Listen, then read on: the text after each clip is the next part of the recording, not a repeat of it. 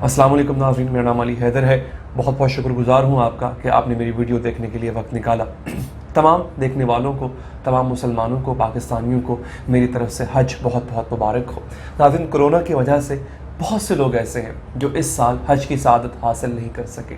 बहुत से लोग ऐसे हैं कि जिन्होंने सारी ज़िंदगी अपनी जमा पूंजी को इकट्ठा किया, पैसे बचाए, अपना पेट काटा ताकि अल्लाह के घर की ज़ियारत कर सकें, इस अजीम इबादत की सआदत हासिल कर सकें, मगर अफसोस कि वो ऐसा ना कर सकें। नाज़रीन, आज की इस वीडियो में मैंने आपके सामने मुमताज़ मुफ्ती साहब का एक सफ़रनामा, उसके कुछ इक़्तिसाबात हैं वो रखने हैं। ये एक आम नॉर्मल वीडियो नहीं होगी। मुझे उम्मीद है कि जिस तरह से उन अल्फाज को पढ़ते हुए मेरी आंखें नम हो गई थीं, आपकी भी आंखें नम हो जाएंगी फ़र्त जज्बात से, काबे की मोहब्बत से, अल्लाह की मोहब्बत से।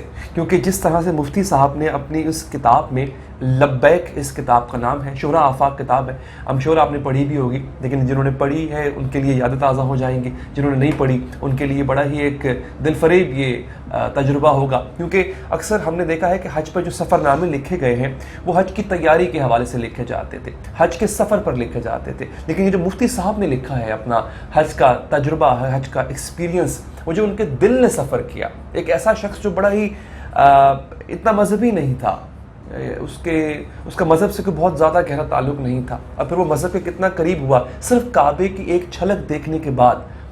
उन एहसासात को मोतियों की तरह इस किताब में पिरोया गया है। तो मैं उसका कुछ हिस्सा, छोटा सा हिस्सा है, ज़्यादा लंबा नहीं होगा, लेकिन मुझे उम्मीद है कि आपका भी ईमान जो है वो सुनकर ताज़ा हो जाएगा।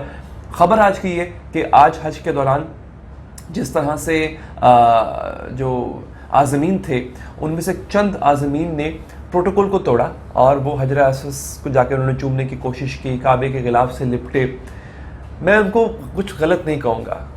आप जानिए ना कि सारी उम्र का ख्वाब रहा कि अल्लाह के घर की ज़ियारत करें, फिर उन चंद लोगों में आपका नाम आया जो वहाँ जा सकते हैं, और फिर जाने के बाद अगर आपको छूने ना दिया जाए काबा की दीवारों को, काबा के गिलाफ को लिपट के रोने ना दिया जाए, आपको हजर असवद के करीब न जाने दिया जाए, तो फिर कितना अरमान रह जाता है। न जाने अगले साल ज़िंदगी हो ना हो, ज़िंदा रहें ना रहें, दोबारा ये मंजर देख पाएँ या ना देख पाएँ।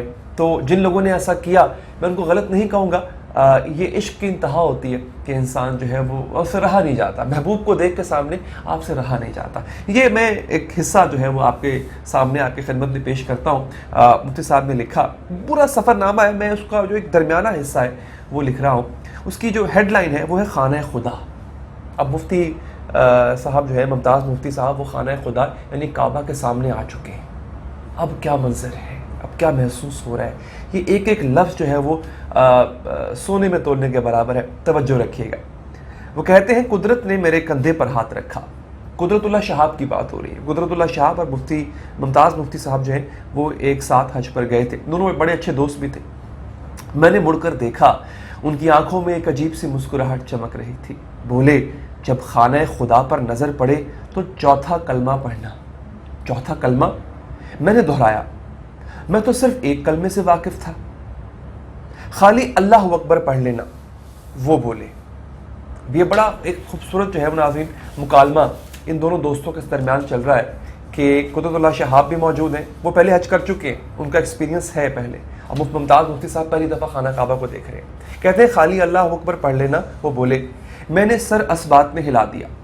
दफ़अतन तामीर का हिस्सा आगे से हट गया और खाना खुदा मेरी आंखों के सामने आ गया।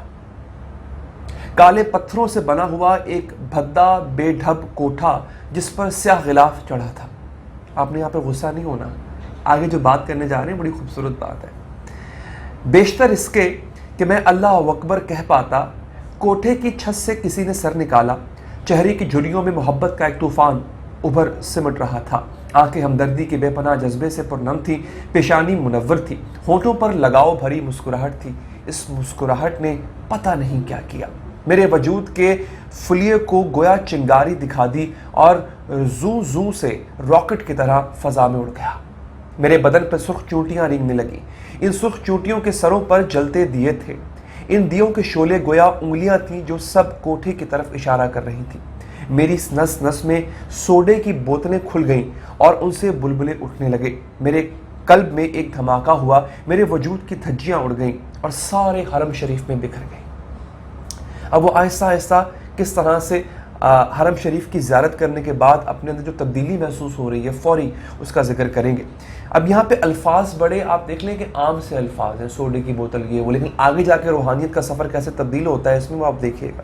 وہ عظیم الشان مسجد معدوم ہو گئی، زائرین کا وہ بے پناہ ہجوم چونٹیوں میں بدل گیا، صرف کوٹھا رہ گیا۔ پھر وہ کوٹھا ابھرتا گیا، حتیٰ کہ ساری کائنات اس کی اوٹ میں آ گئی۔ نہ جانے میں کہاں تھا، کیا کر رہا تھا، ساری کائنات گویا فنا ہو چکی تھی۔ ملبے کا ایک عظیم ڈھیر، اس ڈھیر پر اللہ میاں بیٹھے تھے۔ بڑا خوبصورت جسے کہتے ہیں امتزاج کیا ہے مفتی صاحب نے اپنے اس حصے میں، لیکن جو اگلا میں حصہ پڑھنے جا رہا ہوں وہ اس سے بھی زیادہ خوبصورت ہے، وہ اس سے بھی زیادہ معنی خیز ہے۔ ناظرین، اس کا عنوان ہے کالا کوٹھا۔ اب بڑا ایک کنٹروورشل سا اس کا جو عنوان ہے، لیکن آپ سنیے گا آگے وہ کہتے کیا ہے۔ وہ کہتے ہیں میری نگاہیں خانہ کعبہ پر مرکوز تھیں، میں نے قدرت سے پوچھا، یعنی قدرت اللہ شہاب سے پوچھا، میں نے کہا یہ کالا کوٹھا جو ہے، جو اس قدر بے ڈھبا بنا ہوا ہے، اس میں اس قدر کشش کیوں ہے؟ جی چاہتا ہے اس پر نثار ہو جاؤ۔ ارے صاحب ادب سے بات کیجئے، آپ اسے کالا کوٹھا کہتے ہیں۔ میرے پاس بیٹھے ہوئے میر صاحب نے غصے سے میری طرف دیکھا۔ میر صاحب یہ اللہ کا کوٹھا ہی تو ہے، میں نے جواب دیا۔ میں پنجابی ہوں اور پنجابی میں خانہ کا مطلب کوٹھا ہوتا ہے۔ آپ اسے خانہ خدا کہتے ہیں، میں اسے اللہ کا کوٹھا کہتا ہوں۔ اچھا ویسے کوٹھا ہم نے غلط معنوں میں لے لیا، اصل میں یہ پنجابی کا لفظ ہے اور اس کا واقعی مطلب ہوتا ہے گھر، مکان۔ خیر، میر صاحب مصر تھے کہ کوٹھے کے لفظ میں تحقیر کا عنصر ہے۔ دراصل وہ اہل زبان تھے اور انہیں پنجابی کے ہر لفظ سے تحقیر کا احساس ہوتا تھا۔ اس کے برعکس مجھے کوٹھے کا لفظ پیارا لگتا تھا، اس میں اپنائیت محسوس کر رہا تھا۔ میں نے زندگی میں بہت سے کوٹھے دیکھے ہیں، لیکن خانہ خدا جیسا کوٹھا کبھی نہیں دیکھا۔ وہ کوٹھا انوکھی ساخت کا ہے، اس کے طول و عرض اور بلندی کا تناسب اس قدر منفرد اور انوکھا ہے کہ دیکھ کر حیرت ہوتی ہے۔ یہ تناسب مروجہ اصولوں اور معیاروں سے بنیادی طور پر مختلف ہے۔ اس کوٹھے میں کوئی دریچہ نہیں، کھڑکی نہیں، روشن دان نہیں، صرف ایک دروازہ کھلتا ہے اور یہ دروازہ زمین سے 1/4 منزل اونچا ہے۔ غالباً اسی وجہ سے اس کی اونچائی عجیب معلوم پڑتی ہے۔ پھر یہ بھی کہ اس کی دیواروں کے رخ مسجد کی دیواروں کے رخوں سے ہم آہنگ نہیں ہیں۔ رہ رہ کر میرے دل میں یہ خیال آتا کہ میرے اللہ کی شان نرالی ہے کہ اس نے اپنے کوٹھے کی تعمیر اس قدر منفرد کروائی جس میں نہ کوئی ڈھب ہے نہ ڈھنگ ہے، اور اس بے ڈھبے کالے کوٹھے میں جاذبیت اس قدر کوٹ کوٹ کر بھر دی کہ زائر مسجد کی دیواروں کے رخوں سے ہم آہنگ جو ہے وہ نہیں ہو پاتا ہے۔